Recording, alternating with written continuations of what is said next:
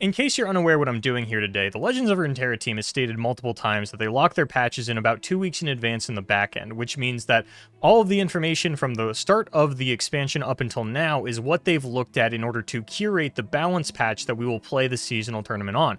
So I want to go through the information that they've had available to them and kind of get an idea of what we should be expecting out of this balance patch. So I'm going to go through probably the top 10 most played decks and then the top 10 highest win rate decks on Runeterra AR. I'm not really going to be able to predict any buffs, but I do want to get a good idea of what's going to be nerfed out of each of these decks, if anything. So obviously we're going to have to talk about Pirate Aggro. It's the best deck in the game right now, the most played, has way too high of a run rate for what your most played ladder deck looks like. And I think the goal is going to be getting this back to the power level it was at before you implemented the Tentacle package, the Eye of Nagakaboros and the Riptide Sermon. And I think Riptide Sermon is definitely getting nerfed. I don't think there's any real qualms about that.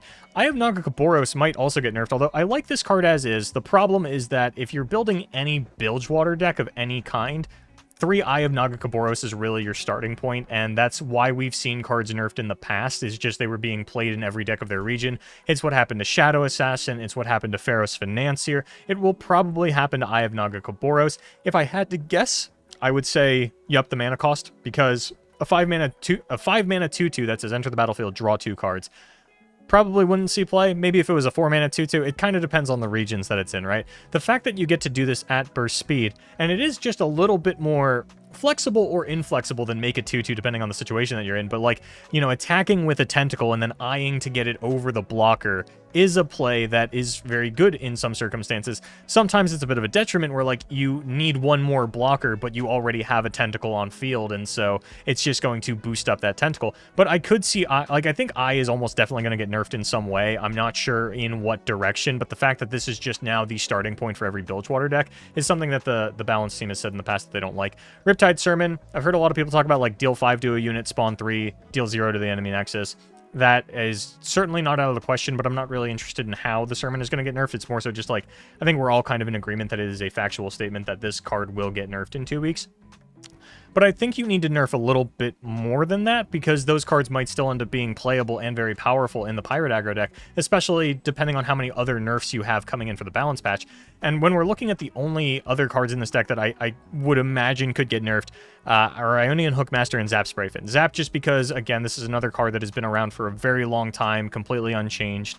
I think every Bilgewater deck I can think of right now also runs Zap Sprayfin, because it's really just Pirates and Nami as far as I can tell. And then Ionian Hookmaster has not really branched out into every Ionian Noxus deck like it did initially.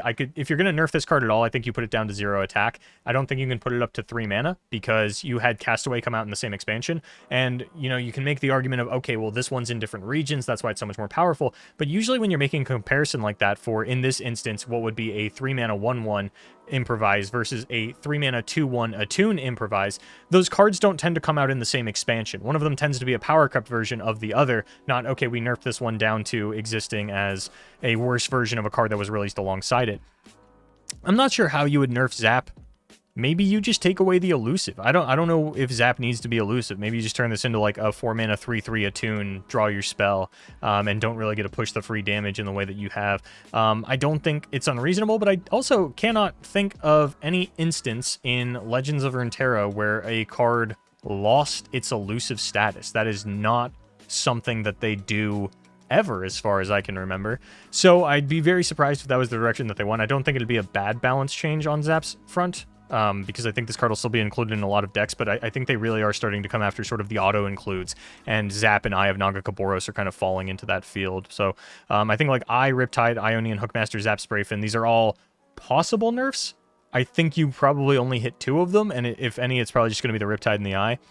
So we'll kind of see how that goes, but Pirates definitely has to get knocked down a peg, and really just, you're not looking to gut this deck, you're just kind of looking to return it to the power level it was at before you implemented the Eye package, because it was fine then as just a 12/1 drop aggro deck.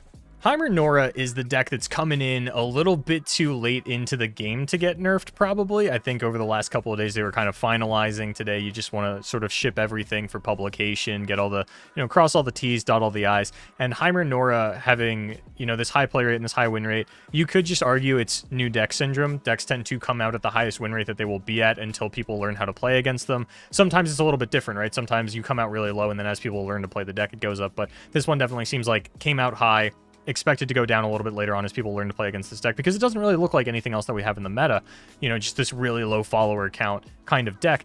Nothing in here is going to get hit for the sake of being in the Heimer Nora deck, but I do think that Hate Spike is something that has enough overlap on a lot of powerful Shadow Isle decks. It's not necessarily a starting point for every Shadow Isle deck. Like, I have Naga Kaboros is for Bilgewater. Like, you're not seeing Darkness run Hate Spike, you're not seeing Feel the Rush run Hate Spike, and while you can argue about how viable those decks are right now, I think that Hate Spike is what's kind of pushing the other Shadow Isle decks above it. I'm talking about Red Gwen, I'm talking about Kindred Nasus, and there's at least one more that I'm thinking of that I cannot, Viego, Evelyn Viego.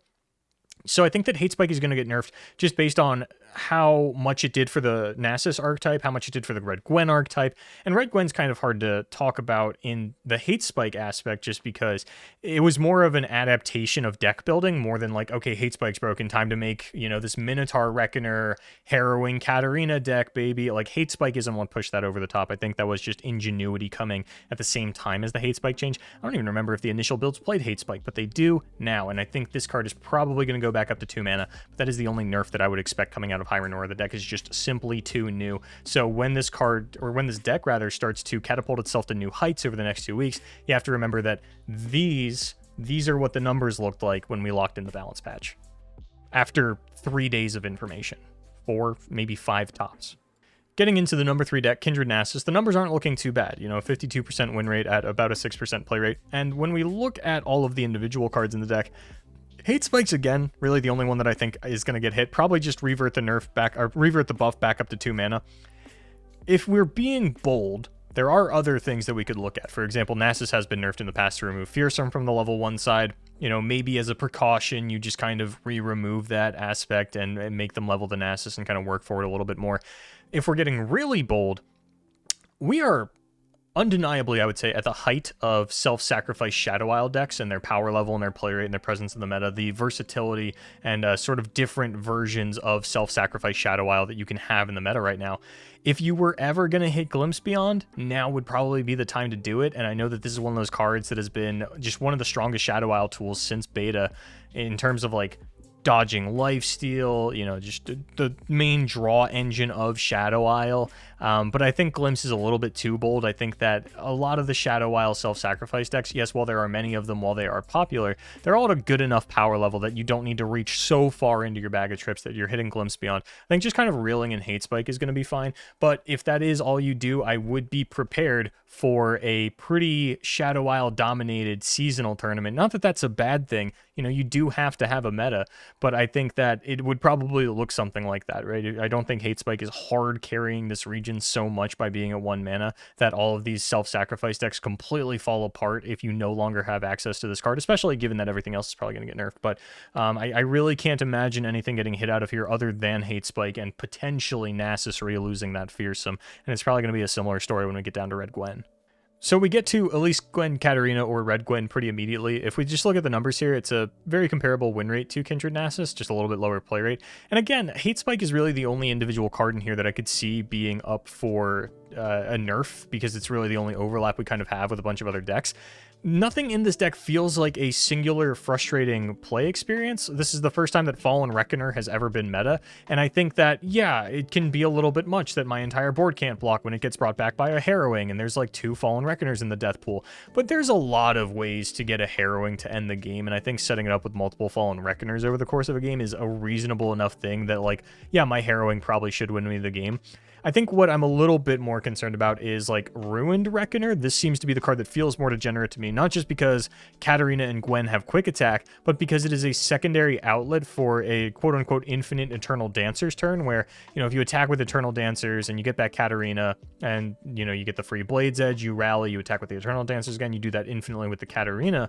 You can also do it with Ruined Reckoner, where you get the Midnight Raid, you play it on the Eternal Dancer, you resummon the Ruined Reckoner. And I think that having two different quote-unquote infinite attacks with Eternal Dancer is a bit much for the deck to be doing, on top of the fact that the Midnight Raid just feels extremely powerful. And this is not the first time that Ruined Reckoner has been in a meta deck. Previously, I believe it was mostly like Fizz Riven decks would play the Ruined Reckoner to send in their big Fizz or their big Riven over again. I'm not sure that you would want to do anything to it. I don't think it's like necessarily out of line, but maybe you do want to look at just the fact that this deck does have two infinite outlets with the Eternal Dancer to go along with maybe your Hate Spike nerf. But I'm not necessarily convinced that anything in this deck is of the power level that like this has to be something specifically that you're looking at for nerfs rather than a more generic card like Hate Spike.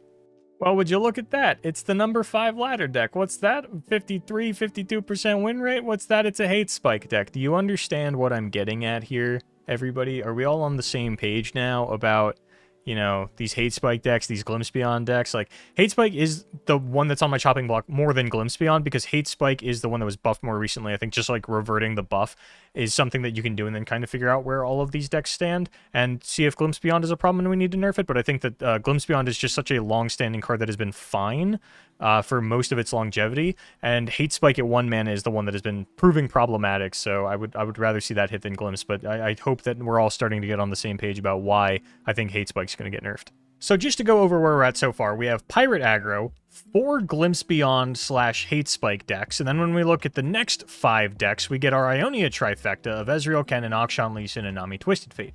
There's actually not as much overlap between these 3 decks, at least in a nerfable way as you would expect, is when we click on the Nami Twisted Fate samples, we see 1 Eye of the Dragon because it's a JO1 deck. Then we get no Eye, and again 1 Eye. So I really wouldn't classify Nami Twisted Fate as an Eye of the Dragon deck at this point, and you know, we're looking more like Akshan Lee Sin and Ezreal Kennen for that. And because there is the Kinku Wayfinder, you're not necessarily seeing the Vestayan Disciple in every copy of the Ezreal Kennen list. So again, that's like another point of overlap that's kind of taken away if you're just looking for a nerf to hit each of these decks. So all of this to say that I don't think we're going to see a blanket Ionia nerf to hit Ezreal Kennen, Akshan Lee Sin, and Nami Twisted Fate, because I don't think one exists outside of possibly Homecoming, just because all of these are running the Ionian Tellstones. But again, outside of that, and like I don't think Homecoming is really the card that you want to be taking aim at. I think it's a relatively fair card, even if it is coming off of the Tellstones. And ultimately, I like the versatility of it. I think that Will of Ionia being at 4 mana and Homecoming being at 5 mana would be a really weird world for us to be living in. And I'm not necessarily sure that I expect an Eye of the Dragon nerf either, because when you look at the 2 decks that are running it, because there are only 2, you know, they're sitting at the same win rate as all of these Hate Spike Glimpse Beyond decks, and for the most part, you know, it's a big tool for the Ionia control decks. If you take away Eye of the Dragon or nerf it into unplayability, maybe you just want it to be more fair. But even in its current state, it's not, you know, blowing everybody out of the water. Even when we look at the tournament meta, it's a lot of Ezreal Kennen, but even that is not outperforming other best decks than we've had in previous metas. I think going after Eye of the Dragon is a reach that you will get if they also go after Glimpse Beyond. But I don't know that we're quite at that level yet. I would temper my expectations in that regard and say that there's a decent chance that Eye of the Dragon is going to continue to dodge nerfs going into the Awakening seasonal tournament. And then when we look at the other decks here, you have again Gwen Sejuani, which has been like picking up points, but oh look, it's a Hate Spike deck. Okay, only one of them played Hate Spike. You got me on that one. They had it in the sample here, so that's on me for not opening this previously. But this is a list that I don't think is really going to get nerfed. It's sort of just the new Overwhelm deck. It's been a while since we've had a good one. I want to say the last time was last summer of 2021 when we had the Renekton Sejuani lists. It was really the last time we had a good Overwhelm build, so I wouldn't expect anything crazy to come out against Sejuani. It's such a straightforward strategy that the meta can build around it if it needs to. It's things like Pirate Aggro, where, you know, the meta has built around you and you're still just absolutely at the top of the game. That is not something I would expect out of Gwen Sejuani. The meta is not built around it. It's still sort of middle of the pack here. Its win rate is high, and I'll give you that. And when I went to look at the win rates of other decks, because originally my plan was to look at high play rate and high win rate decks, but when I looked at high win rate decks, it was just a bunch of things that had almost no sample sizes, then Gwen Sejuani and Poppy Taric. So we'll skip over Scouts because I really don't think Scouts is going to get nerfed at all. I think this is a adaptation to the meta that we're in. I don't think anything from Scouts is going to be under fire. But if we look at Poppy Taric, you know, 55% is very high.